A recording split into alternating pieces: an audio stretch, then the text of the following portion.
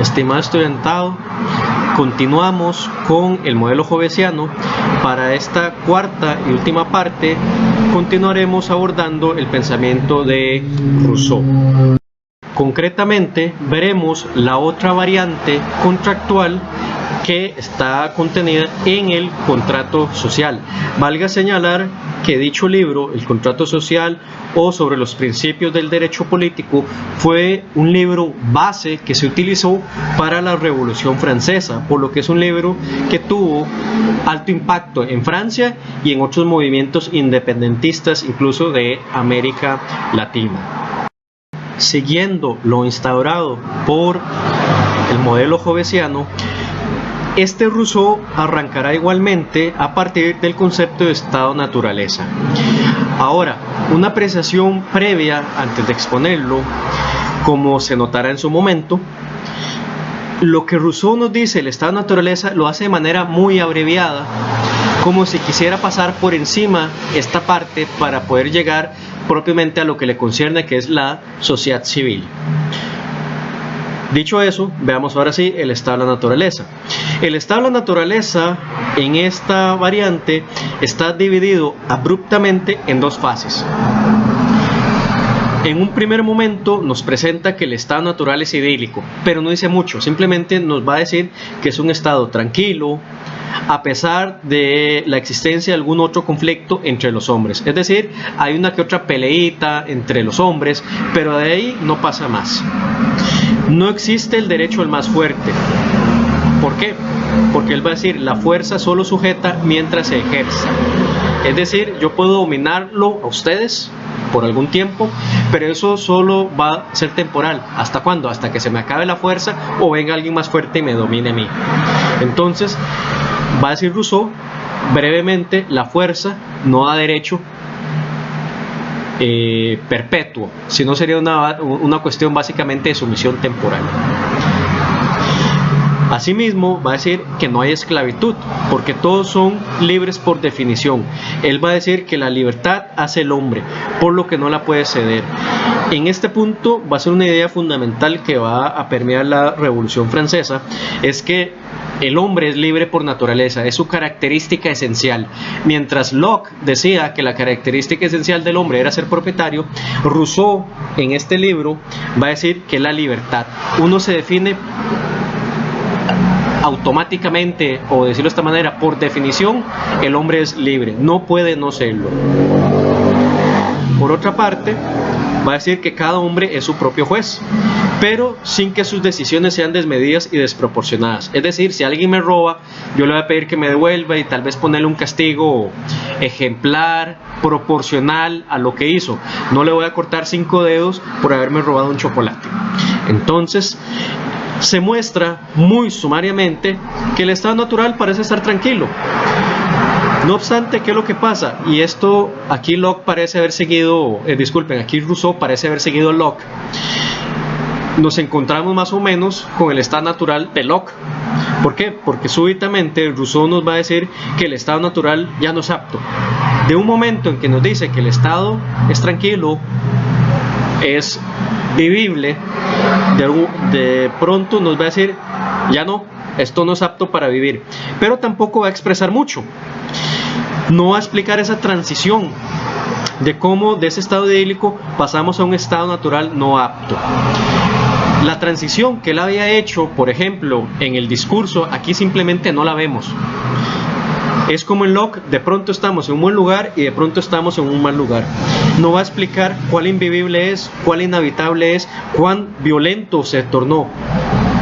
Simplemente nos va a decir que de pronto se tiene que salir para conservar la vida en primer lugar y de manera muy secundaria la propiedad. Sin entrar en muchos detalles, esta variante contractual de Rousseau no le presta énfasis a la propiedad. La menciona como un asunto que tiene que tocarlo en algún momento, pero no es su eje fundamental como era en el discurso. Entonces, aquí el hombre sale para proteger su vida, similar a como lo planteaba Hobbes propiamente.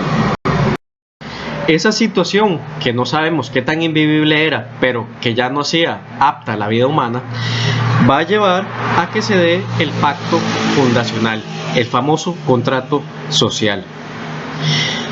En ese estado primitivo, va a decir Rousseau, no se puede subsistir, el género humano va a perecer si no cambia su manera de ser. Entonces, cada uno, va a decir Rousseau, pone en común su persona y todo su poder bajo la supremacía, dirección de la voluntad general, y cada miembro considerado como parte indivisible del todo. Es decir, cada uno va a hacer un pacto para poner su voluntad, su control hacia algo que Rousseau va a llamar la voluntad general, que ahorita vamos a adentrarnos en ello. Aquí a Rousseau, de manera similar como el estado natural, tampoco le interesó mucho alargarse en la racionalidad del pacto fundacional. No se detiene a explicar mucho su racionalidad. ¿Por qué? Porque para él va a partir de que es la mejor decisión para conservar la vida. Aquí hago un paréntesis personal. Es muy posible que ya cuando Rousseau escribió esta obra, que es posterior al discurso, dicho sea de paso, bastante posterior, ya la idea del pacto fundacional o el contrato había sido ampliamente aceptada. Entonces no había que teorizar mucho al respecto, ya era una idea aceptada, entonces bastaba con mencionarla por encimita y ya continuar con lo que le concernía propiamente a Rousseau, que va a ser lo de la voluntad general. Esta voluntad general es lo que va a dar paso a la sociedad civil. Muy similar al pensamiento de Hobbes, Rousseau va a concordar que la unión y la sumisión se dan a la vez. Noten aquí ya un cambio. Mientras Locke decía que primero la unión y luego la sumisión,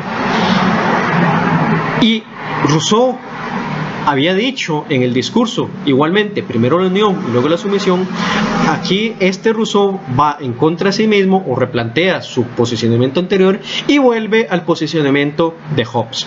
La unión y la sumisión se dan a la vez. En el momento en que los hombres deciden unirse, se están sometiendo simultáneamente. Para Rousseau, la diferencia va a ser que los hombres se van a agrupar bajo algo que se llama la voluntad general, que es lo que los va a unir y gobernar. La idea de la voluntad general es que los hombres se someten a sí mismos sin transferir sus poderes a un tercero. La voluntad general básicamente va a ser la suma de todas las voluntades particulares, de los hombres que buscan el bien común. Es decir, es como cuando uno hace una votación, tipo por ejemplo la asamblea, y cada diputado independientemente vota y al final dice la asamblea decidió. Entonces la voluntad general es como el colectivo, el resultado final del colectivo, lo que el colectivo decide, y ese colectivo no es más que otro que la decisión en común o por mayoría de todos los miembros que hicieron la votación. De ahí que Rousseau diga que la voluntad general no es más que otra que la voluntad propia gobernándose a sí mismos. ¿Por qué? Porque está hablando de un colectivo conformado por los propios individuos en que cada uno se pone de acuerdo a la decisión grupal. Ahora, esta voluntad general para Rousseau es soberana, es decir, no le debe pleitesía ni le debe dependencia a nadie más, porque él va a decir que la soberanía, que es lo mismo que la voluntad general, es inalienable, es indivisible y es absoluta. Es inalienable porque no puede transferir ni desprender su propio poder que la constituye como libre.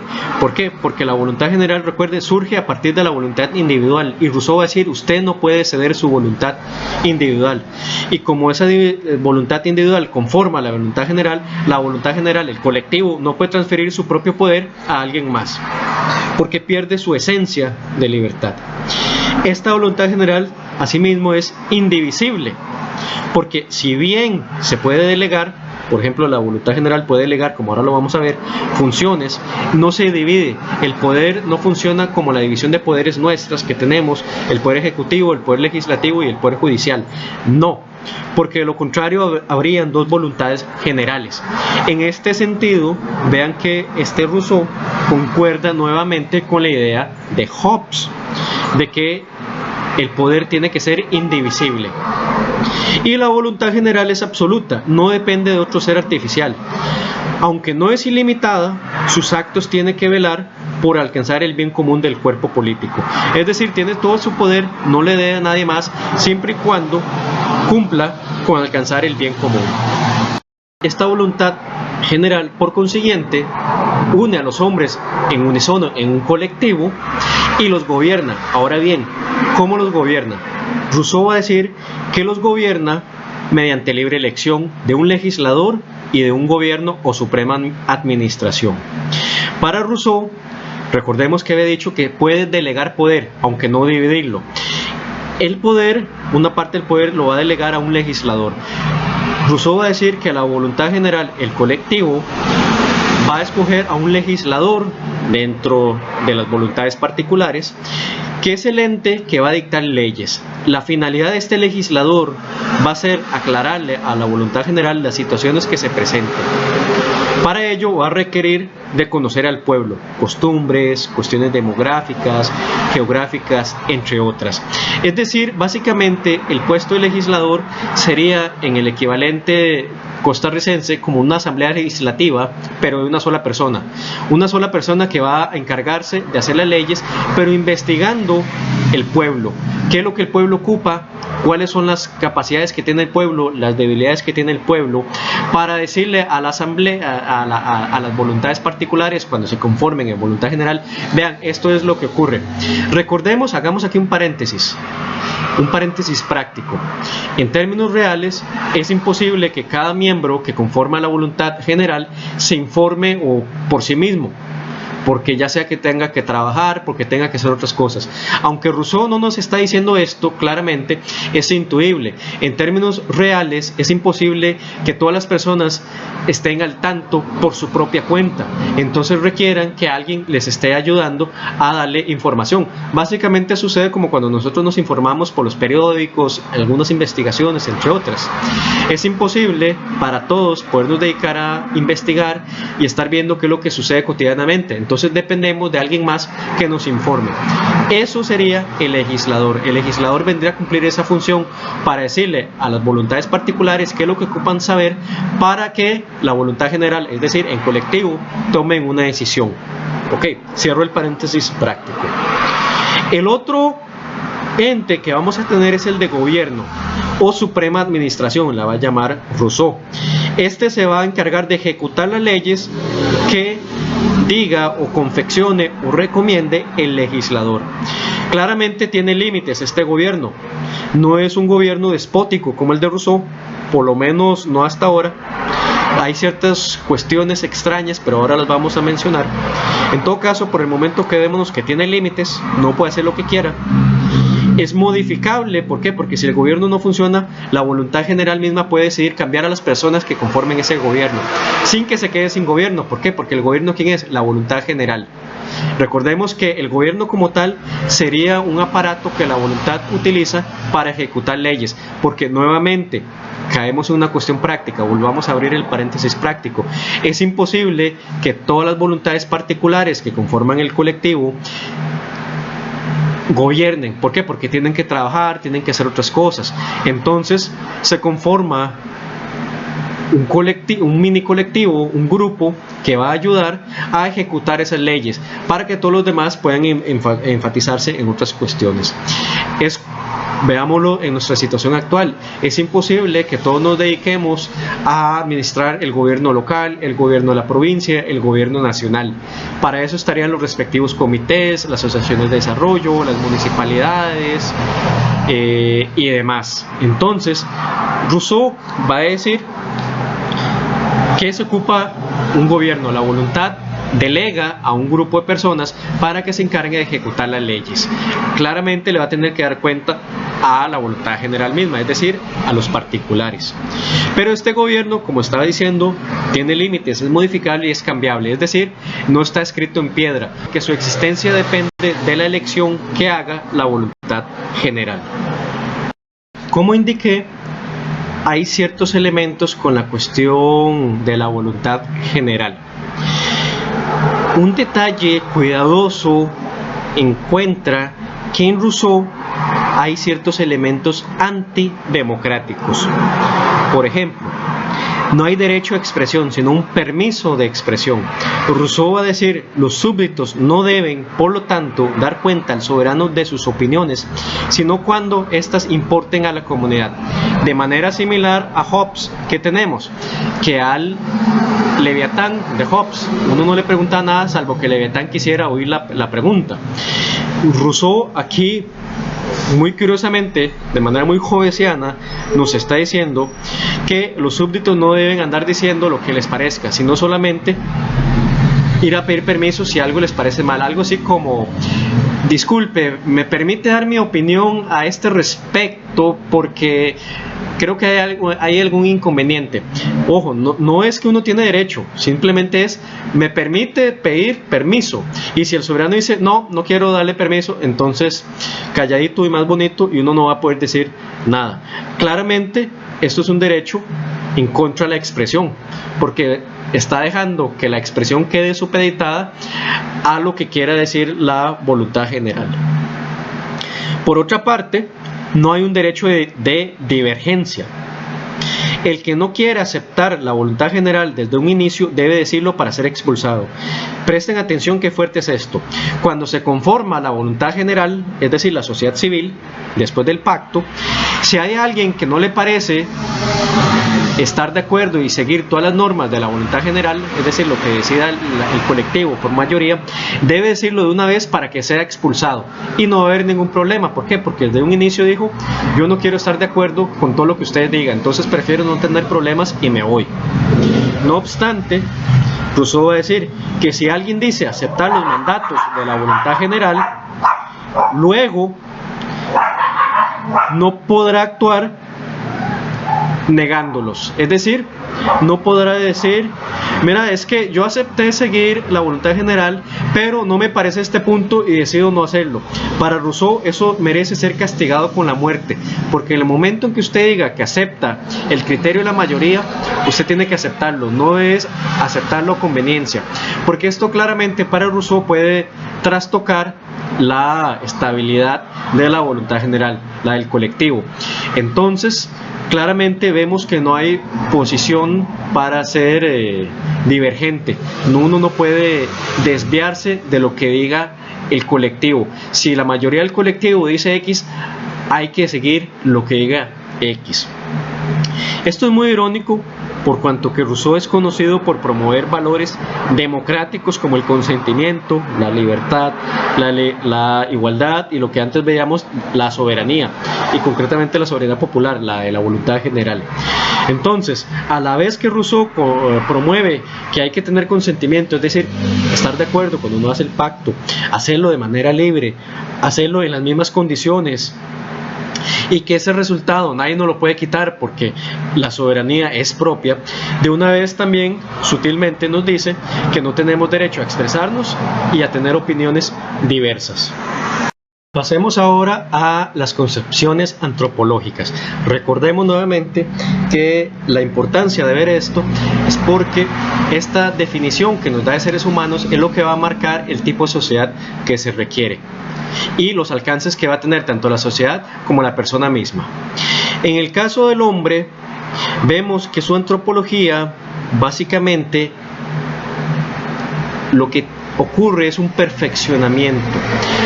A diferencia del planteamiento anterior en lo que vimos en la lección pasada del discurso, que la antropología del hombre cambia radicalmente, en esta lo que tiene es perfeccionamiento, no hay una transmutación hacia algo opuesto. El hombre va a tener tres características: va a ser racional, libre e igual, sea que esté en el estado natural, sea que esté en la sociedad civil. Respecto a la primera, el hombre es racional, va a decir Rousseau, porque sopesa lo que gana al dejar el estado natural. Es decir, cuando uno ve que el hombre piensa por qué el pacto fundacional es la mejor solución, deja entrever que no pacta por inercia, sino que hubo todo un proceso de raciocinio, de ver los pros y los contras. Esta racionalidad se continúa mostrando en la voluntad general. ¿Por qué? Porque esta voluntad general, como he dicho, es un colectivo conformado por el conjunto de voluntades de hombres racionales. Es decir, la voluntad general es racional porque los hombres particularmente que la conforman son racionales. Entonces la racionalidad continúa siendo un rasgo que se mantiene. En cuanto a la libertad, vemos que la libertad es lo que define al hombre por excelencia, nos había dicho Rousseau al inicio, en el estado natural, y es lo que lo posibilita para asociarse con otros, porque nadie lo obliga. ¿Por qué hace contacto con otros? Porque libremente quiere, porque libremente lo ve necesario hacerlo, no porque alguien lo obligó. En el estado civil, en la sociedad civil, él pierde esa libertad natural, pero gana una civil que es protegida y está definida por el marco legal. Entonces continúa siendo libre, solamente que bajo un nuevo marco que le establece las nuevas reglas. Ese marco, ¿quién lo establece? La voluntad general mediante el legislador, que define las leyes, y el gobierno, que las ejecuta. Este hombre, veamos la tercera característica, sigue manteniendo la igualdad, porque en el estado natural decía que nadie nace en esclavitud, y esa igualdad permitió que todos pudieran pactar en las mismas condiciones. Ahora, esta igualdad es redefinida por el marco legislativo y gubernamental que establece la voluntad general en la sociedad civil. ¿En qué términos se califica el hombre por igual? Según lo que dicte el legislador y como lo ejecute el gobierno. Entonces, estas serían las series antropológicas, los puntos antropológicos que ofrece Rousseau sobre el hombre. En cuanto a la mujer, nos topamos con un asunto muy interesante y lamentable, de paso, dicho sea, es que hay un nulo papel de las mujeres. A diferencia de él mismo en el texto anterior que vimos en la lección pasada, aquí las mujeres tienen una invisibilización y una exclusión extrema. No las va a considerar en cuanto a mujeres en sí, ni siquiera en su rol como madre y como esposa. Para Rousseau, las mujeres solo van a interesar como un elemento fecundatorio que el legislador debe tener en cuenta. Porque Rousseau va a decir que el legislador, como habíamos dicho, es el que dicta las leyes, el que las formula, y que para eso tiene que conocer elementos del pueblo como la demografía, la geografía, y entre esos va a tener que conocer la tasa de fecundidad de las mujeres para saber si qué tipo de políticas se promueven al respecto, ya sea para aumentar la tasa de nacimientos o otras cuestiones afines a ellos. Entonces, la mujer aquí no es tomada en cuenta por sí misma, sino solamente como un dato por su capacidad de fecundar, un dato que el legislador va a tener en consideración. Entonces la mujer no importa como ser, sino como simplemente un ser que tiene la capacidad de fecundar. Tácitamente, ¿qué nos muestra esto? Que son seres subordinados. ¿Por qué? Porque es un elemento, una cosa más que está a consideración del legislador. Asimismo, esto nos permite ver que está excluida la voluntad general. ¿Por qué? Porque no pueden someterse a sí mismas, ya que requieren someterse a un ser que posea voluntad. Y claramente Rousseau aquí no les está dando voluntad, y al no darles voluntad, por consiguiente, no pueden formar parte de la voluntad general, quedan excluidas. ¿Por qué? Porque simplemente interesan como un dato fecundativo que el legislador va a tener en consideración. De manera rápida, entonces, podemos ver cuál es la importancia de la antropología. Como habíamos dicho, va a definir tanto al hombre que sale del estado natural como el que realiza el convenio, el pacto. Va a permitir comprender por qué la mujer es excluida. Básicamente, no le da ninguna importancia dentro de esta variante contractual, solamente la toma como un dato demográfico por su capacidad fecundativa y no como persona. Así que implícitamente vemos que trabaja con dos seres: uno al que le asigna clara participación y que se perfecciona a sí mismo cuando pasa a la sociedad civil, y el otro que queda completamente al margen, invisibilizado, y que lo reduce básicamente a una cosa, a un ser capaz de fecundar. A continuación vamos a dar paso al Emilio o de la educación. Este es un libro que tiene por finalidad tratar el desarrollo pedagógico de un niño. que en la trama ficticia que elabora Rousseau se llama Emilio. Entonces, brevemente, Rousseau trata de plantear cómo hay que llevar a cabo la educación de una persona desde que es niño hasta que es hombre, teniendo en cuenta las etapas de sus edades y lo que nosotros llamaríamos madurez. Esta idea es ampliamente aceptada hoy en día, pero en la época era muy novedosa porque se creían que los niños eran como mini hombres, entonces había que tratarlos como hombres. Entonces Rousseau va a plantear, no, hay que seguir un desarrollo pedagógico paulatino. Un paréntesis ponzoñoso es que Rousseau escribe una obra sobre cómo educar a un niño cuando cuenta la leyenda que él era una especie como de gigolo que embarazaba a mujeres ricas, y cuando éstas parían, entonces iba y dejaba a los hijos en los orfanatorios. Entonces resulta como muy irónico que Rousseau venga a hablar de cómo educar a un niño cuando él mismo se deshacía de sus propios engendros, ¿verdad? Cierro el paréntesis ponzoñoso. Para lo que nos interesa de el Emilio no es el aspecto educativo, sino las concepciones que hay de hombre y mujer. El hombre está personificado en Emilio. Como dije, el Emilio va a recibir toda una educación. Rousseau aquí nos interesa en describir cómo se dan las características de racionalidad, libertad e igualdad. Si no, por el contrario, va a partir de ellas. Emilio es capaz de recibir una educación porque es racional, porque si no lo fuere, no podría iniciar su proceso pedagógico desde su infancia. Es decir, no tendría sentido tratar de educarlo cuando no tendría la capacidad para ser educado.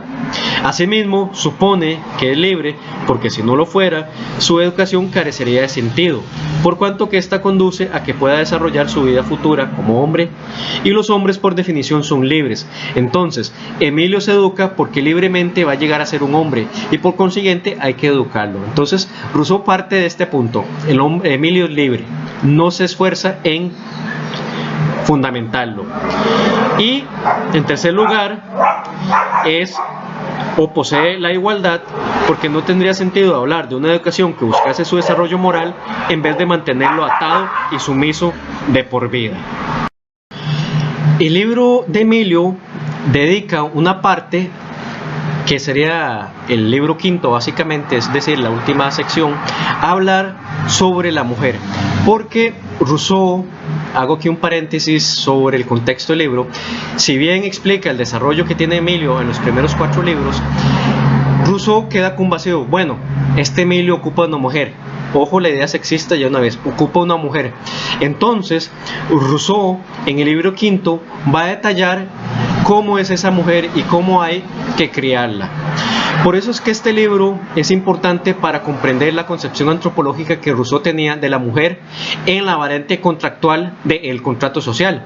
Porque si bien habíamos visto que en el contrato social él dejaba en blanco básicamente la concepción de la mujer y solo la tomaba como un dato fecundativo, en este libro se explaya a hablar de la mujer, habla directamente de lo que él considera que es la mujer en sí. Entonces, de ahí que nos resulte importante referirnos a este libro.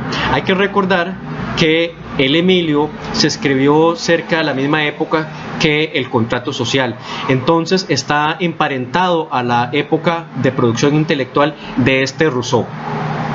Ok, dicho esto, ahora sí, ¿cómo considera Rousseau a la mujer personificada en el personaje de, valga la redundancia, disculpen, de Sofía? Él va a decir que fisiológicamente la mujer es hombre. ¿Por qué? Porque el hombre es tomado como modelo, ya que considera que la mujer no es mujer porque su constitución física se asemeja a la del hombre y sus órganos sexuales diversos están hechos, presten atención para esto, están hechos para encajar al del hombre. Entonces básicamente la mujer es casi un hombre. Ojo con esto, ¿qué es lo que nos está diciendo Rousseau? La mujer fue hecha para encajar los órganos sexuales del hombre. Aquí el sexismo de Rousseau es rampante y campante, y no se queda solamente ahí, sino que continúa. Va a decir que la mujer no es racional por naturaleza. Cito a Rousseau: las mujeres no ejercen su ingenio porque los hombres lo hayan querido, sino porque así lo quiere la naturaleza. Es decir, cierro la cita, va a decir Rousseau, la mujer es racional o irracional, no porque yo hombre lo diga, sino porque así es la naturaleza. Vean que no fui yo, fue la naturaleza. Entonces, sugerir lo contrario, básicamente nos estaría diciendo Rousseau, es ir contra la naturaleza. Es un argumento contra natura. Y sigue el asunto, va a decir, no es libre por naturaleza, porque siempre va a estar sujeta a una figura masculina, sea paternal, conyugal o religiosa. Entonces Rousseau aquí es explícito, la mujer no es libre por naturaleza, siempre va a haber una figura que la va a dominar. Abro un paréntesis respecto a esta parte religiosa. Como les mencioné en algún momento, Rousseau es muy ambivalente con el tema de la religión, según vimos en un comentario que les hice en la lección pasada, porque hay elementos que va a criticar de la religión cuando no le sirve y otros que va a rescatar cuando le sirve, y este es uno de los ejemplos en que le sirve. Él va a decir que la mujer debe ser criada bajo una religión, importa poco cuál, si cristiana, musulmana o la que fuera. Lo importante es que la mujer esté sometida a un sistema de creencias que la mantenga en sumisión. Entonces la religión para Rousseau aquí va a ser importante para aplicársela solamente a las mujeres para mantenerlas sumisas, porque según él no son libres por naturaleza. Y por consiguiente tampoco son iguales por naturaleza.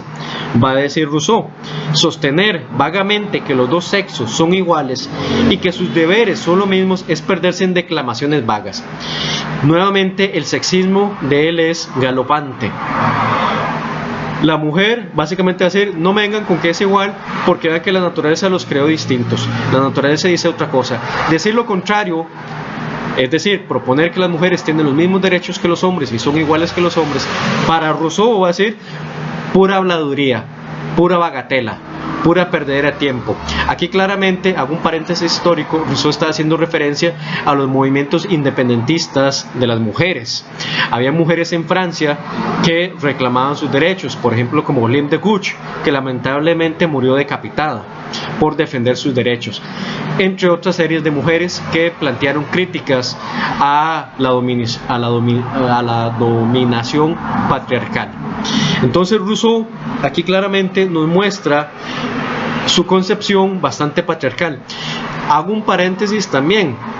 Este libro, en la versión por lo menos que yo poseo, que es la editorial EDAF, le dedica por lo menos 100 páginas en letra muy chiquita a hablar sobre las mujeres. Es un texto bastante pesado en que uno puede agarrar cualquier página al azar y encontrar un comentario sexista independientemente si está uno al principio o al final de la página. Aquí Rousseau deja mostrar su verdadera concepción de que la mujer para él no tiene absolutamente ningún derecho, porque es un hombre imperfecto que, a pesar de ser un hombre imperfecto, según él, no tiene las características que hacen al hombre como tal. Siendo así, ¿cuál es el destino de la mujer?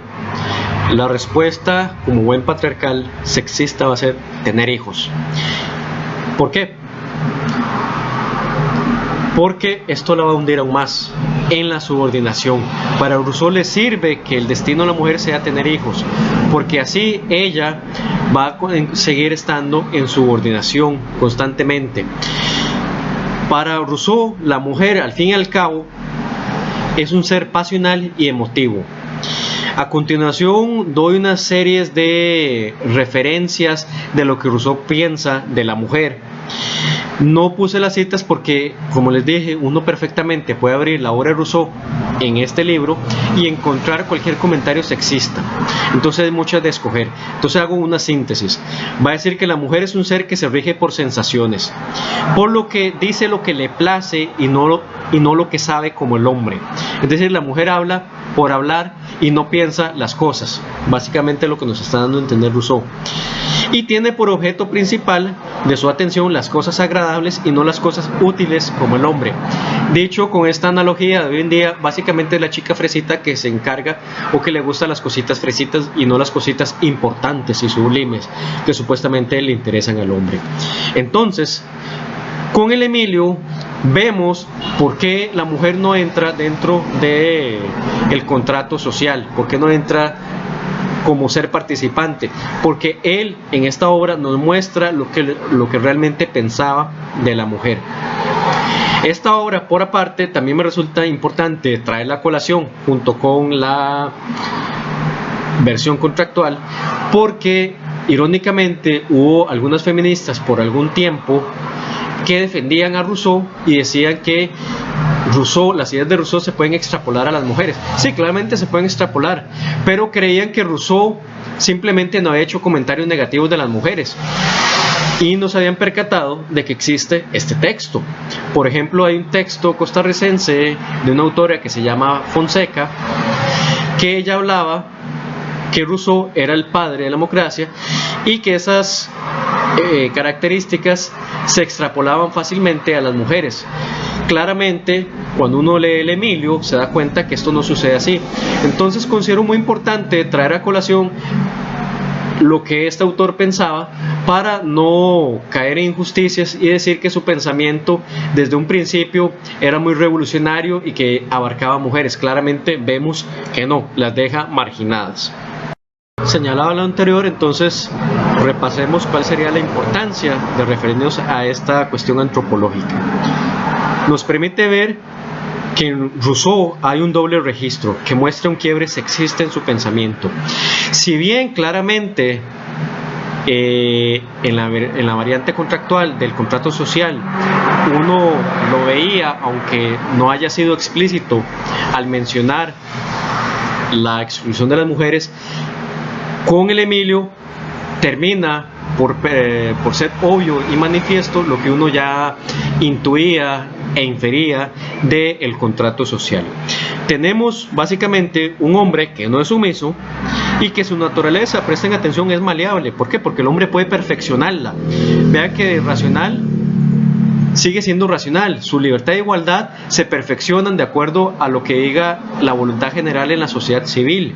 Entonces es una naturaleza que cambia en aras de poder ejercer el contrato, se modifica para poder vivir en sociedad, mientras que la mujer es presentada como sumisa y distinta al hombre.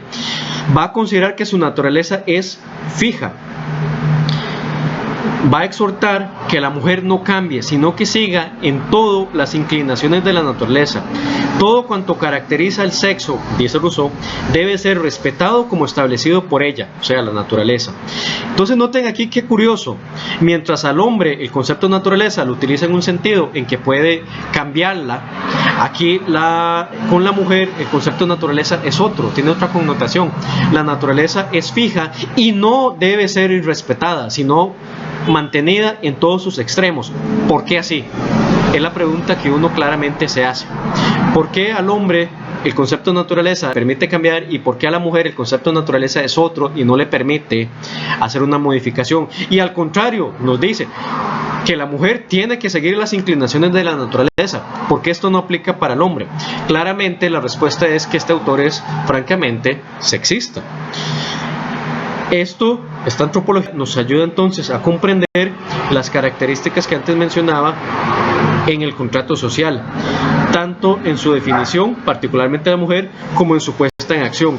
Nos deja ver por qué la mujer es excluida terriblemente del pacto social.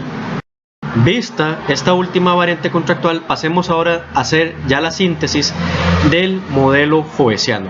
Recordemos que es el modelo joyesiano, es una argumentación a favor de la legitimación consensual del Estado. Es decir, el Estado no surge por evolución natural como lo planteaba Aristóteles, sino por un acuerdo entre las partes de manera voluntaria, que por esa misma voluntariedad es que se legitima. Es un modelo que también va a plantear ciertas estrategias o puntos claves. Va a postular un estado natural como discurso que permite la posibilidad de pensar que el orden social debe contar con el consenso de sus gobernantes, so pena de caer en un estado de barbarie. Va a plantear la existencia de un contrato. Este contrato o pacto o convenio o el término que utilice el autor de turno va a ser considerado como el medio idóneo para justificar el nuevo orden. Es decir, no hay un salto natural. Y va a plantear una concepción de sociedad-estado. La asociación no es forzada, no fue una cuestión que los hombres se vieron forzados con espada al cuello o pistola a la cabeza, sino que a pesar de que las condiciones no eran las más óptimas, fue una decisión racional que los llevó a salir del estado natural. Entonces vemos cómo el modelo hobbesiano que inauguró Thomas Hobbes es mantenido por Locke y Rousseau. Hay un estado natural, un contrato y una sociedad civil. A pesar de que Rousseau en el discurso plantea o hace una inversión de términos en que el estado natural va a ser bueno y lo ve con añoranza, y la sociedad civil la ve como un putrefacto detestable que fue arruinado por la propiedad. Asimismo, vemos que este modelo hobbesiano instaura que exista una antropología filosófica, ya sea explícita o implícita, pero tiene que haber una concepción de ser humano en el fondo. ¿Por qué? Porque esta va a ayudar en la argumentación contractual. No obstante, su doble registro nos permite ver cómo se normaliza e instituye la sumisión femenina, porque va a justificar que el hombre sobrepase su naturalidad inicial, pero exhortando, comandando básicamente a que la mujer no la franquee, porque la mujer va a estar asociada con la naturaleza, que debe respetarla, pero no aplica lo mismo para el hombre. Y esta naturaleza va a ser considerada principalmente por sus roles como madre y esposa. Así pues, vemos como Locke y Rousseau excluyen categóricamente a la mujer del desenvolvimiento del estado natural, de la participación activa del contrato y de la sociedad civil. Así damos por finalizada no solamente esta parte de la lección, sino también el tema sobre el modelo hobbesiano. Recordemos que estas ideas contractuales siguen teniendo vigencia hoy en día. Buena parte de las constituciones demográficas toman elementos de uno del otro. Por ejemplo, nuestra constitución costarricense tiene una idea bastante rusoniana de que la soberanía es inalienable. También hay una idea bastante lockeana de que la propiedad hay que respetarla, entre otras cuestiones. Y principalmente de Hobbes, en que el gobierno surge por un acuerdo de voluntades. No obstante, es importante tener en consideración las particularidades que tuvo el pensamiento de cada autor para evitar caer en idealizaciones de los mismos autores y ver claramente en qué estuvo su fallo y cómo podemos mejorarlo. Así que muchas gracias y disfruten el día.